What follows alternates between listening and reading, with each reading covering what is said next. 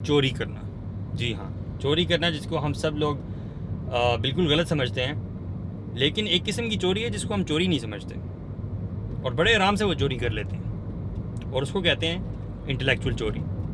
جی ہاں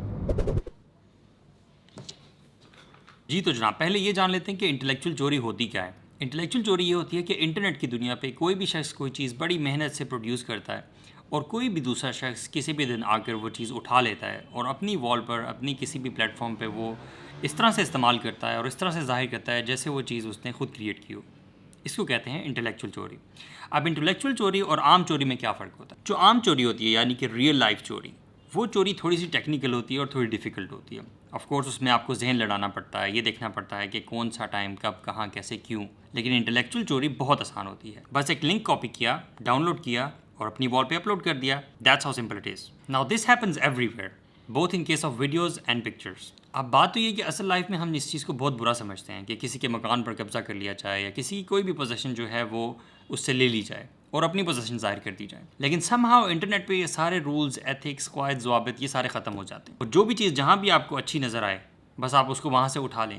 کسی کی پرمیشن کی کوئی ضرورت نہیں اور کوئی کاپی رائٹ، کوئی کچھ بھی نہیں. بہرحال اچھی بات یہ ہے کہ بہت سارے پلیٹ فارمز ایسے ہیں جو کہ لوگوں کی اس طرح کی محنت کو اور لوگوں کی اس طرح کی پوزیشن کو پروٹیکٹ کرتے ہیں through copyright rules and all that. جیسا کہ یوٹیوب. نا الحمدللہ اٹس گڈ کہ یوٹیوب آپ کو بالکل الاؤ نہیں کرتا کہ آپ کسی کی بھی بنائی ہوئی ویڈیو کو وہاں سے اٹھائیں، ڈاؤن لوڈ کریں اور یوٹیوب پر ہی دوبارہ سے اپلوڈ کر دیں اور اپنا کانٹینٹ ظاہر کریں. YouTube doesn't allow that. لیکن افسوس کی بات یہ ہے کہ ایک بہت بڑا سوشل پلیٹ فارم جس کو ایک سویپر سے لے کے پرائم منسٹر، پریزیڈنٹ تک سبھی لوگ استعمال کرتے ہیں اور جس کی یوزرز ورلڈ وائڈ 2.5 بلین سے زیادہ ہیں، اس پر انفارچونیٹلی کاپی رائٹس کی کوئی پروٹیکشن نہیں ہے.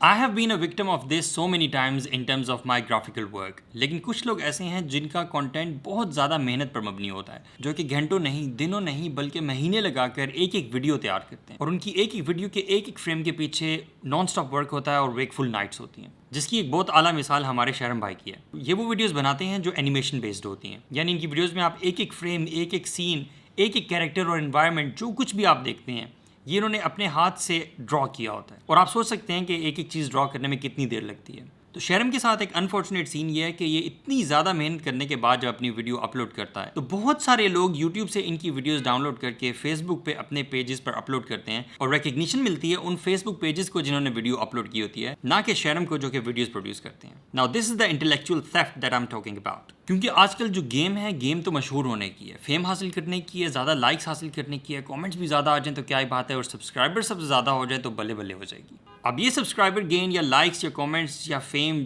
آپ جس طرح سے بھی حاصل کریں، اس کی کوئی حد نہیں، چاہے حلال طریقے سے ہو یا حرام طریقے سے ہو، فیم ہوتا ہے. So my brothers and sisters, اس ویڈیو کے بنانے کا مقصد یہ ہے کہ ہم سب لوگوں کو کم از کم اس چیز کی اویئرنیس ہو کہ جس طرح سے ایک ریئل لائف میں جو چوری ہوتی ہے اس سے ہم دور رہتے ہیں، اس سے بچتے ہیں، اسی طرح انٹلیکچوئل چوری، انٹلیکچوئل تھیفٹ جو ہوتا ہے، کسی کی پراپرٹی ہوتی ہے، اسے استعمال کرنے سے بغیر پرمیشن کے بھی ہمیں بچنا چاہیے. کیونکہ جس طرح سے ہمیں ریئل لائف کی فزیکل چوری کا جواب دہ ہونا پڑے گا، اسی طرح سے ہمیں اس چیز کا بھی جواب دہ ہونا پڑے گا کہ کسی کی چیز ہم نے بغیر پرمیشن کے استعمال کی.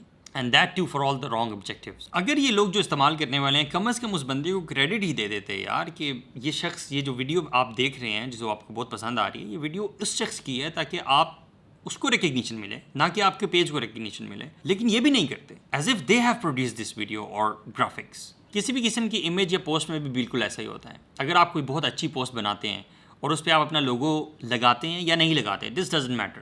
کسی بھی شخص کو اگر وہ امیج یا پوسٹر اچھا لگتا ہے تو وہ اس کو ڈاؤن لوڈ کرتا ہے. اگر آپ کا لوگو لگا ہوا ہے تو اس لوگو کو ریموو کرتا ہے اور اپنا لوگو لگاتا ہے اور اپنے پیج سے اپلوڈ کر دیتا ہے.